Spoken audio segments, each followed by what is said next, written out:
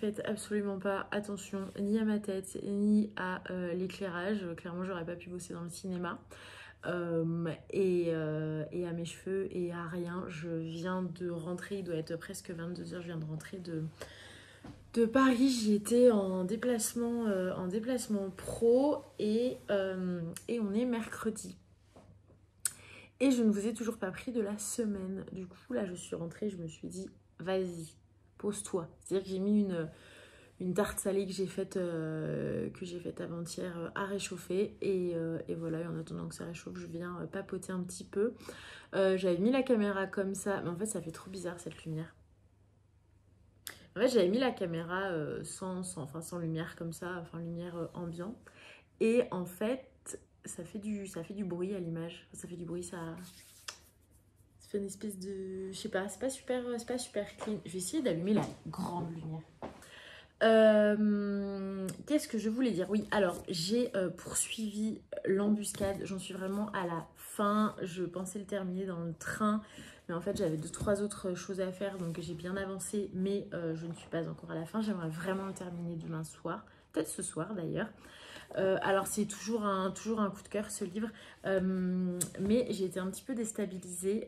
En fait ça va être très dur de vous parler de ce livre sans dévoiler ce qui se passe à la moitié du roman. Parce que clairement ça tue tous les faits que vous allez avoir de la situation au début du roman. Je ne sais pas si je suis claire, j'ai l'impression de parler par énigme. Donc on est toujours avec du coup Clémence et Cédric. Donc Clémence qui est cette femme d'un militaire des forces spéciales qui est envoyée du coup en Syrie, et un matin, donc ça c'est le début du roman, je ne spoil pas, mais elle apprend que son mari est décédé au champ d'honneur. Et donc du coup on est sur la vie d'une femme et les différentes étapes d'une femme de militaire quand on a des enfants, et comment on se reconstruit, comment on fait les jours après l'annonce pour juste survivre, continuer à avancer et mettre un pied devant l'autre, mais surtout comment on fait pour l'annoncer à ses enfants. Bon là en l'occurrence elle ne l'annonce pas, mais voilà, c'est un peu la torpeur générale, surtout qu'en plus elle est enceinte d'un nouvel enfant à ce moment-là, enfin bref.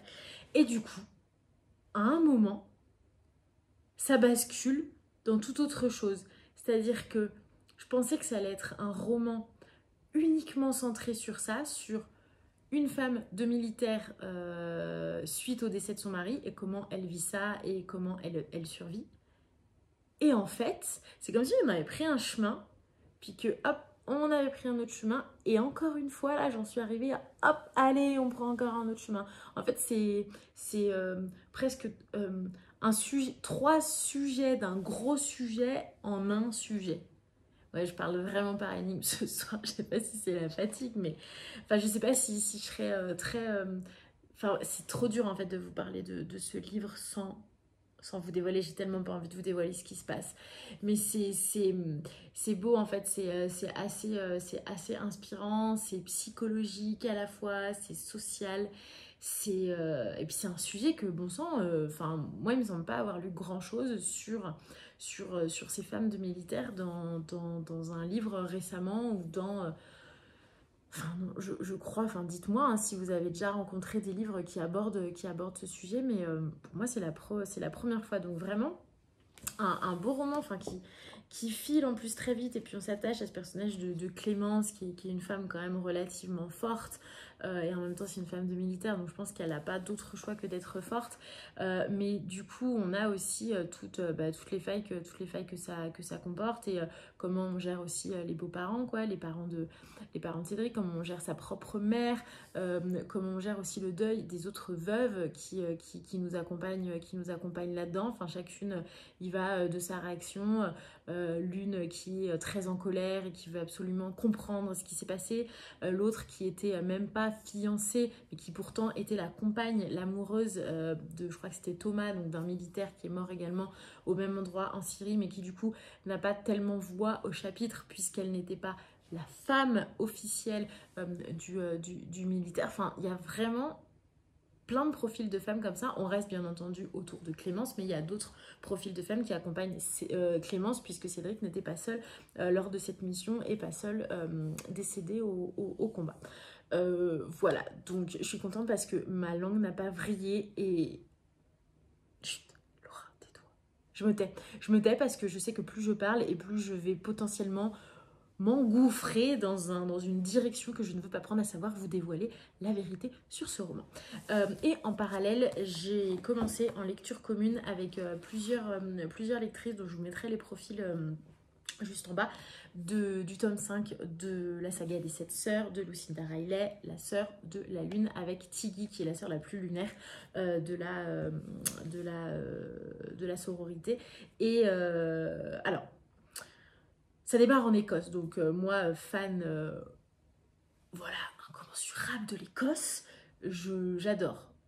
J'ai trouvé, ceci dit, que on était rentré dans l'histoire, mais un peu genre, hop là, un peu trop, je sais pas, par rapport aux autres débuts de tome, j'ai l'impression que, je sais pas, ça n'a pas été progressif, c'est d'emblée, on commence sur la scène d'une rencontre entre Tiggy et un chirurgien, mais... Enfin, je sais pas, je trouve que ça a commencé un peu de façon abrupte. Et en gros, Tiggy, donc spécialisée dans les animaux, dans les refuges. Donc elle est dans un refuge, elle est une vieille dame qui s'appelle Margaret, qui du coup a recueilli plein d'animaux et elle a choisi du coup, plutôt que de travailler dans un énorme zoo, de se consacrer comme ça à un refuge un peu plus intimiste, un peu plus humain, auprès de Margaret. Margaret, du coup, qui vieillit, doit partir dans une autre structure. Et du coup, Tiggy se retrouve à récupérer les animaux de ce refuge, ou en tout cas une partie, pour du coup les mettre, en tout cas les déplacer dans le refuge d'un domaine, on va dire un domaine châtelain. Un domaine châtelain? Non, ça se dit pas. Enfin, un domaine... comment je pourrais dire? Bref, au début, elle rencontre un chirurgien qui, du coup, vient de perdre son père. Et du coup, ce chirurgien est l'héritier du domaine de son père, sur lequel il y a un château, sur lequel il y a une forêt. Et en gros, son idée, c'est de réhabiliter un petit peu on va dire la faune locale des Highlands dans cette forêt. En tout cas, de faire les choses bien, qu'a priori, son père n'a pas fait. Et en fait, on part sur la reproduction des chats sauvages des Highlands. Et alors moi, au début, j'étais dans une nébuleuse parce que je ne comprenais pas cette histoire de chat. J'ai vraiment bugué sur cette histoire de chat. Je me suis dit, mais alors attends, elle est embauchée pour prendre soin de chats, les chats du château, les chats sauvages. Mais en fait, je ne comprenais pas. Je me dis, mais qu'est-ce qu'elle va faire dans ce château qu'elle ne connaît pas, travailler pour un chirurgien châtelain qui souhaite reproduire des chats sauvages. Du coup, j'ai pas du tout compris. Et on a un groupe en fait de lecture commune avec les filles. Et j'ai dit, expliquez-moi, je comprends pas les chats sauvages. Qu'est-ce qu'ils font là? Et en fait, il y en a l'une d'entre elles qui m'a envoyé un article sur Libération. Et au Royaume-Uni, le chat sauvage est une espèce menacée. Je crois que c'est l'espèce la plus menacée au Royaume-Uni. Le chat sauvage. Voilà. Mais franchement, si vous avez plus d'infos, si vous avez... Et puis il y a un programme, je crois, organisé par l'Union européenne pour justement réintroduire, en tout cas aider à la reproduction des chats sauvages d'Écosse. Mais est-ce qu'ils ont... En fait, ce que j'arrive pas à comprendre, après, il faudrait que je lise un peu plus profondément l'article et que je fasse mes propres recherches, chose que je n'ai pas fait. Là, je suis honnête, hein. Mais, en fait, ont-ils quelque chose de particulier chez ça? Ou c'est pas facile. Ont-ils quelque chose de particulier, ces chats sauvages, pour du coup nécessiter une intervention de l'Union européenne et du gouvernement anglais pour leur reproduction? Très certainement, mais j'aimerais juste en fait comprendre. J'ai absolument rien contre, mais c'est juste que voilà, les tenants et les aboutissants qui me permettraient de poursuivre cette lecture de façon complètement sereine et informée. Voilà, c'est tout ce que je demande. Donc en fait, je pense que d'ici la fin de cette vidéo, je pourrais vous en dire un petit peu plus sur les chats sauvages des Highlands. Voilà, bon, toujours est-il que le démarrage est un petit peu moins sympathique que les autres tomes. Et d'ailleurs, c'est un avis, je pense qu'on partage à 100%, ou en tout cas en majorité. Là, nous sommes donc lundi, mardi, mercredi. Donc là, je suis censée arriver ce soir au chapitre 9. J'en suis au chapitre 5, mais voilà, ça file tellement vite que je vais les finir ce soir, les chapitres en cours. Et voilà pour les lectures de ce début de semaine, en espérant que ce début de semaine se déroule bien aussi pour vous. Et nous sommes vendredi, fin de semaine, fin de journée. Je suis allée à la boîte aux lettres récupérer deux colis. Deux colis. Du coup, je vais les ouvrir ici avec vous. Alors, je suis toujours dans le roman, hein, l'embuscade. J'ai l'impression de me traîner. C'est une catastrophe cette semaine sur les lectures. Comme mes journées se terminent très tard, que je suis toute seule avec mon fils là depuis 15 jours, qui a eu le déplacement professionnel à Paris, etc. En fait, je suis un peu sous l'eau. Et mon chéri rentre ce soir, donc heureusement, parce que du coup, je vais pouvoir retrouver un rythme un petit peu plus correct. Réception de la part des éditions Erol dans la collection Poche. Il s'agit du dernier roman d'Hélène Lebris, si je me souviens bien, et il s'agit, si je me souviens bien, d'une femme qui s'appelle Marthe, qui a une jeunesse rock'n'roll, qui travaille au service des espaces publics. Elle se souvient en fait de tous ses souvenirs comme ça, mais elle se souvient de tous ses souvenirs logiques, mais au bout d'un moment elle oublie. En fait, c'est sur la maladie d'Alzheimer, du coup qu'elle appelle en fait Al dans le roman pour lui donner un petit nom sympathique. Son présent est une énigme en constant renouvellement. Sur cette base précaire, un souvenir insiste, pressant comme un appel Adrien. Marthe se rappelle sa voix, la force de ses bras, l'odeur de son cou. Quand l'homme de sa vie l'a-t-il quitté? Retrouver Adrien, ce projet surgit comme une nécessité, la pousse à s'improviser détective. Elle décide de mener l'enquête, aidée par un chauffeur de taxi. Donc c'est une fable sur la mémoire et l'oubli, l'histoire d'une quête sous le signe de possibles retrouvailles avec l'autre, avec soi. Et si je me souviens bien, est son premier roman, donc paru en poche. Trop bien, ça va être, je pense que ça va être assez émouvant. Ah, et oui, c'est ça. Ça va sûrement vous dire quelque chose. Donc là, la couverture, c'est celle-ci. Et la couverture, du coup, de son dernier roman, pour le coup, en format broché, c'est L'étrange pouvoir des calamités. Je sais pas si ça vous dit quelque chose, si vous avez vu cette couverture circuler. Cool. Merci les éditions Erol, c'est chouette. J'aimerais vraiment revenir vers vous demain avec l'embuscade terminée et le début d'un nouveau roman.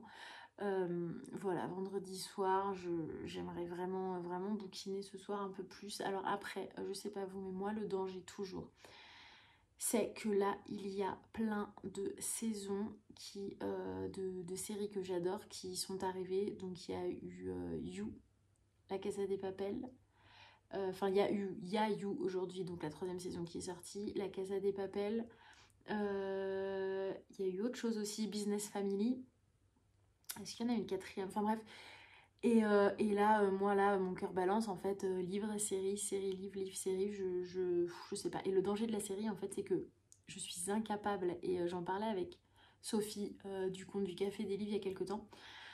En fait, elle réussit, Sophie, elle arrive très bien à se contenter d'1 ou 2 épisodes par soir, alors que moi c'est juste une catastrophe en fait.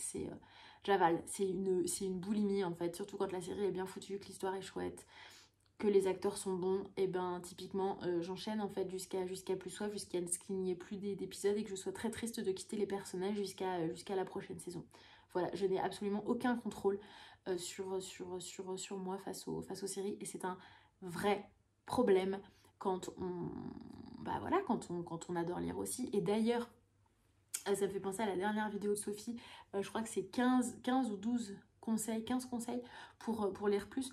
L'un des conseils, ça peut être, après je sais pas si elle l'a mis dedans parce que j'ai pas regardé sa vidéo jusqu'au bout encore, mais peut-être que dans ses conseils il y a arrêter de regarder des séries, ce qui en soit peut-être un conseil très très judicieux. Voilà, bon bah écoutez, je vous laisse et puis je vous retrouve demain avec la fin de ma lecture de l'embuscade et la suite du tome 5 de la saga des 7 sœurs avec la sœur de la lune. Alors, je ne pensais pas vous reprendre aussitôt. Mais je suis passée à la boîte à livres qui est près de chez moi. Je ne pensais absolument pas trouver, trouver des romans parce qu'en fait, j'y suis passée il n'y a pas si longtemps que ça. Et en fait, j'ai dégoté 2 livres. Le premier, c'est Le Tatoueur d'Auschwitz, celui-ci de Heather Morris. Et en fait, pour la petite histoire, j'ai lu Le Voyage de Silka dans le cadre du programme des lectrices Charleston, qui est la suite du Tatoueur d'Auschwitz. Si vous entendez de l'harmonica, c'est normal. J'ai 2 petits enfants au rez-de-chaussée qui jouent de la musique. Voilà, ils s'amusent bien. Et du coup j'avais lu Le Voyage de Silka dans le cadre du programme des lectrices Charleston et je n'avais pas lu le premier tome. De ne pas lire le premier tome n'empêchait absolument pas la lecture du second tome, Le Voyage de Silka, mais toujours est-il que Hélène du compte Mes Livres de Poche m'avait fortement conseillé de lire Le Tatoueur d'Auschwitz, me disant que j'allais adorer. Du coup je suis vraiment très contente d'être tombée dessus. Et le second, je l'ai pris par hasard, mais parce que l'auteur, bien entendu, me parle, Maxime Chatin. Désolée, j'espère que mon bras ne bouge pas trop. Je commence à avoir mal aux épaules. Une secte. Et en fait, je viens de capter que du coup, on pouvait lire aussi insecte. Bon, pas bien orthographié, je sais pas si c'est fait exprès. Une secte, insecte.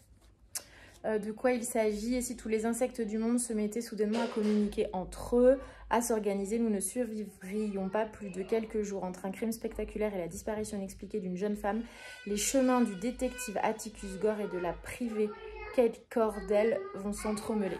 Donc ça fait un peu penser aux fourmis, peut-être un peu, de Werber, à voir. Mais en tout cas, voilà, j'ai dégoté ça, donc à voir ce que ça donne. Samedi de retour avec enfin l'embuscade d'Émilie Guillaumin terminée. Et je dis enfin pas parce que ce fut une très mauvaise lecture, au contraire c'est un vrai coup de cœur. Je reviens avec la lecture de Petit Ours Brun et sa mamie. Il y a plusieurs lecteurs hein, dans cette maison. Bref, désolée, c'est une blague à part, mais j'ai capté que j'avais Petit Ours Brun derrière dans la vidéo. Du coup, je dis enfin non pas que ce fut une mauvaise lecture, au contraire c'est un vrai coup de cœur, mais juste comme je vous l'expliquais précédemment, semaine un peu chaotique. Du coup, j'ai mis un peu de temps à le lire. Je vais vous refaire un topo vite fait parce que c'est vrai que j'y suis revenue plusieurs fois tout au long de cette vidéo. Du coup, il s'agit de Clémence, une jeune femme, épouse d'un soldat militaire qui est membre du 13, qui est une espèce de division de l'armée française, et qui du coup part en Syrie et dans d'autres pays pour des missions, on va dire, vraiment à risque. Et un matin, du coup, des officiers viennent dire à Clémence que son mari est décédé. Voilà, donc on part là-dessus. Sujet assez lourd, sujet assez fort de cette femme qui a 3 enfants, 3 garçons, qui est en plus enceinte, et qui du coup va devoir faire avec cette mort annoncée de son mari sans savoir ni où, ni pourquoi, ni comment, puisque au début du roman, on apprend que Clémence ne sait jamais où part Cédric, son mari en mission. Le point fort vraiment de ce film, c'est qu'en fait, il piétine toutes nos certitudes, mais de A jusqu'à Z, hein, c'est-à-dire qu'on part... Moi, je pensais qu'on partait sur le roman, un peu le récit d'une vie d'une femme de soldat qui perd son mari sur le champ d'honneur. Et au final, on bifurque. Moi, à 4 reprises, vraiment à 4 reprises, je me suis vue partir sur une autre hypothèse, voilà, je suis partie vraiment avec des certitudes. La certitude de Clémence, femme de soldat qui perd son mari, point. Et en fait, absolument pas, quoi. C'est-à-dire que... Enfin, je vais pas, voilà, encore une fois, je peux pas vous en dire plus, mais on va dire que ce n'est pas si simple que ça, et il y a vraiment beaucoup de mystères, et il y a comme une espèce de mini-enquête sur les circonstances de la mort de Cédric qui rend un peu dingue Clémence d'ailleurs. Donc vraiment un livre que je vous recommande fortement si vous vous intéressez à ce sujet, ou pas d'ailleurs. C'est que vraiment, je sais pas, je trouve que vraiment la force de ce roman réside à la fois dans le fait que c'est un sujet qui est quand même très peu abordé dans la littérature, et du fait qu'il y a tout le temps plein de rebondissements, mais c'est pas du rebondissement gratuit. C'est vraiment des rebondissements qui font que, oui, possiblement, dans le cas d'une mission militaire, ce sont des choses qui peuvent arriver. Voilà, donc pour ce roman. Je continue toujours, donc Lucinda Riley, la sœur de la lune. Là, dès que j'arrête la vidéo, je vais continuer à bouquiner juste là, derrière, au soleil. Là, il faut que je lis jusqu'au 15, 16, 17, 18, 19, jusqu'au chapitre 19. Alors ça donne quoi ça, le chapitre 19? Parce que je suis en lecture commune du coup avec plusieurs autres lectrices. Ah ouais, je suis un peu en retard en fait. Je suis un peu en retard. Ouais, bon, ouais, faut vraiment que je rattrape mon retard, clairement. Chapitre 19, j'aimerais bien. Ah voilà, je vais y arriver là. C'est 18-19.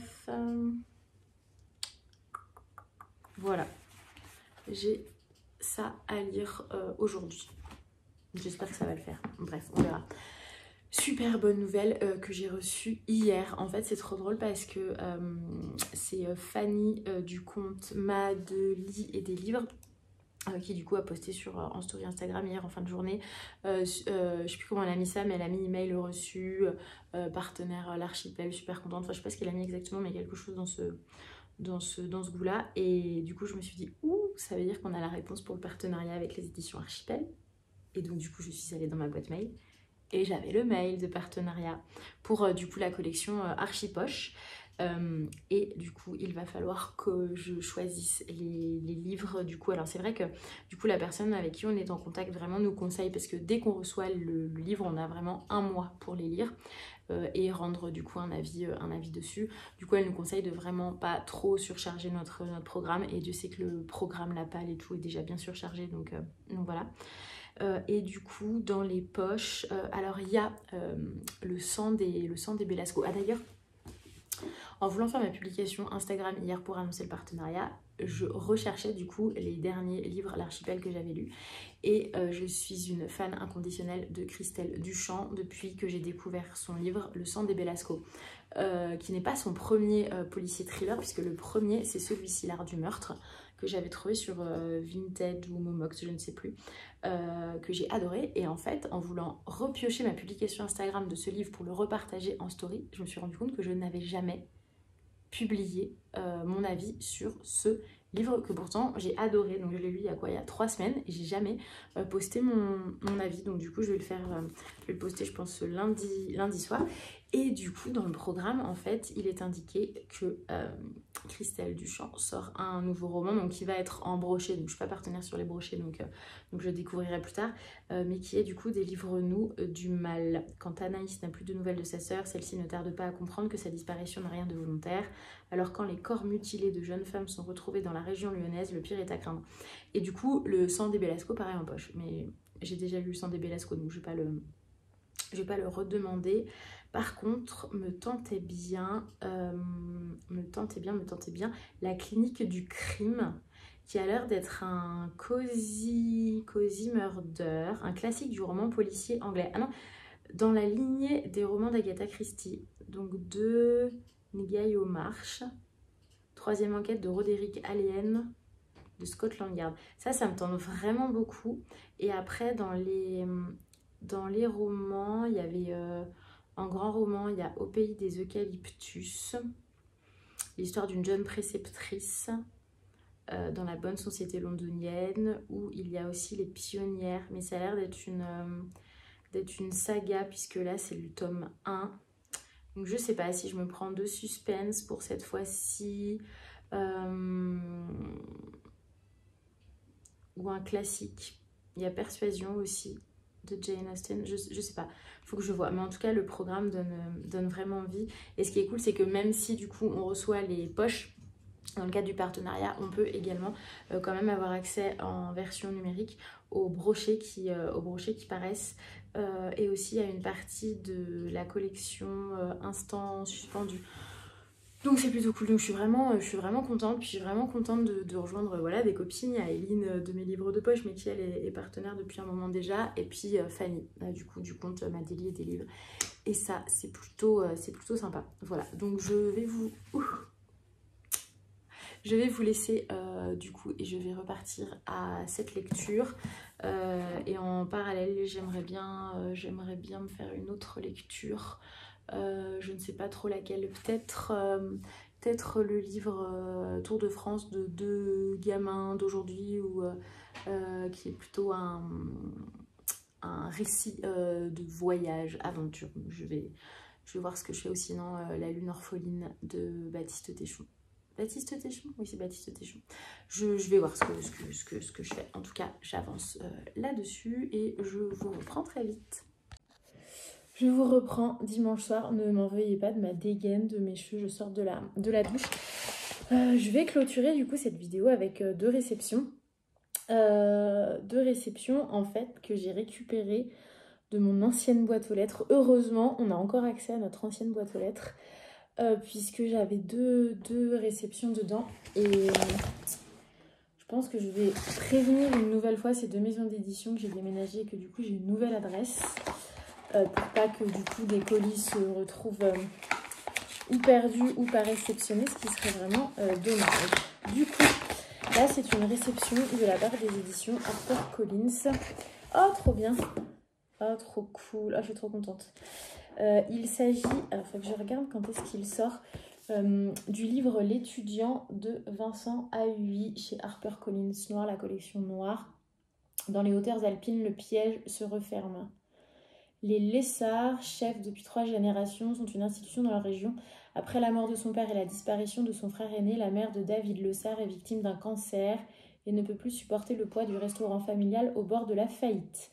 Avec son maigre salaire de musicien-compositeur, David se résout à emprunter auprès des frères Daniel. Mais l'heure du remboursement est venue pour les malfrats calabrais.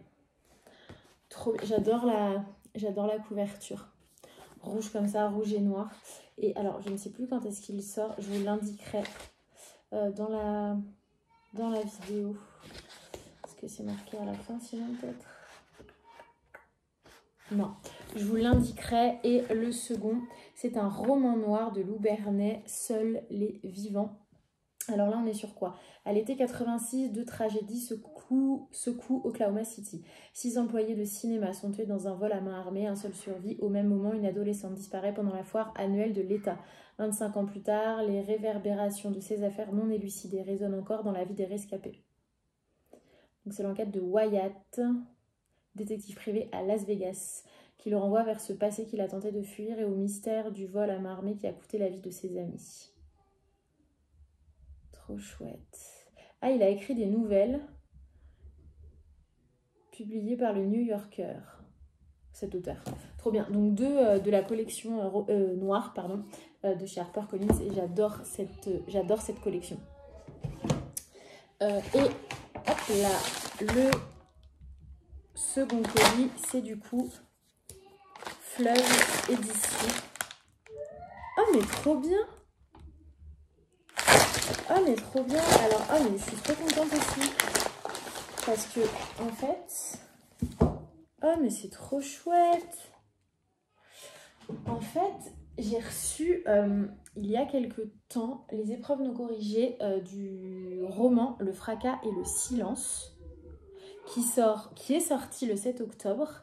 Et en fait, Fleuve Édition m'envoie du coup la version définitive. Et en fait, je suis vraiment trop fan de cette couverture. Et je me pensais préparer pour... Alors après, c'est des vidéos un peu vues et revues, mais c'est vrai que moi, c'est une vidéo qui va me permettre un peu de faire le point sur ma palle, parce que j'ai pas mal de romans qui se situent ou qui pourraient vraiment très clairement être lus cet hiver... par une nuit, une journée de neige, et je voulais en faire une vidéo consacrée au livre de ma palle que je compte lire cet hiver. Voilà, alors ce sera pas forcément voilà, sous forme de défi de lecture et évacuer un peu tous mes livres de ma palle qui correspondent un peu à cette période de l'année, mais c'est surtout en fait aussi pour, 1, les sortir, 2, faire une liste plutôt sympa, et 3, vous donner des idées de lecture un peu hivernale, un peu fraîche, un peu voilà, qui correspondent à cette période. Et clairement, celle-ci, je pense, en fera partie. Je suis vraiment trop contente. Je vous lis quand même un peu le résumé parce que pour celles qui ne connaissent pas, c'est l'hiver, quelque part dans l'Idaho, le ciel est noir et il fait un froid à fendre les os. Jacques Dalle, 17 ans, n'a plus d'espoir, plus d'avenir, personne sur qui compter, hormis son petit frère Mati, pour lequel il serait prêt à se sacrifier.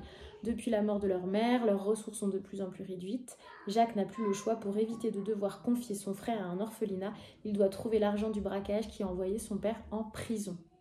Ava a le même âge, sa vie n'est que solitude, secret, silence. Son père, qui lui a appris à n'aimer personne, à ne faire confiance à personne, est sur les traces du même butin que Jack. Et donc en fait, c'est le chemin de ces deux familles qui va qui va se croiser. Et l'auteur, Corey Anderson, a grandi dans les Rocheuses. Donc ça laisse un petit peu imaginer les passages un peu descriptifs. Les Rocheuses, c'est absolument magnifique. Ah, c'est son premier roman. Elle l'a écrit après avoir traversé de nombreuses épreuves, seule avec ses 2 enfants au cœur de la nature américaine.